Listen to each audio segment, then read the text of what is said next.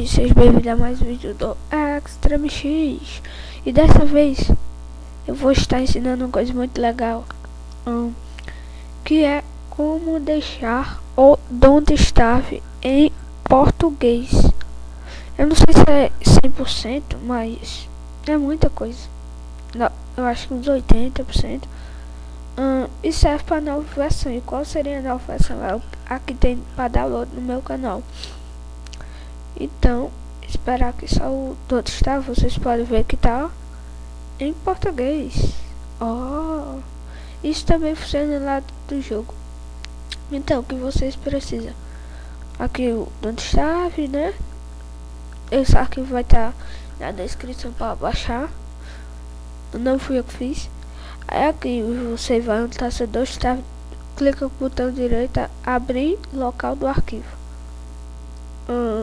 Aí vai estar aqui, Don't Starve Steam, mas você volta para aqui, nessa parte. Aí vai em data, aí nesse scripts, aí procura aqui linguagens. Você pode ver que tá esse aqui linguagens. Aí você vai vir lá, vai abrir essa pasta, vai vir aqui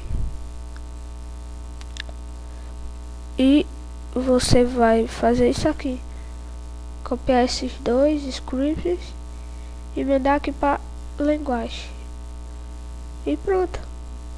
Vai estar assim, vai estar seu Don't Starve em português BR.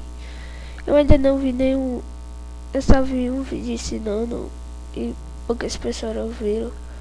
Então vai estar aí a tradução para seu Don't Starve. E agora meus vídeos do Don't Starve estarão em português.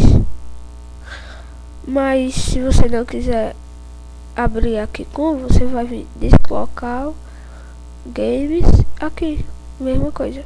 Então galera, é só isso e até a próxima.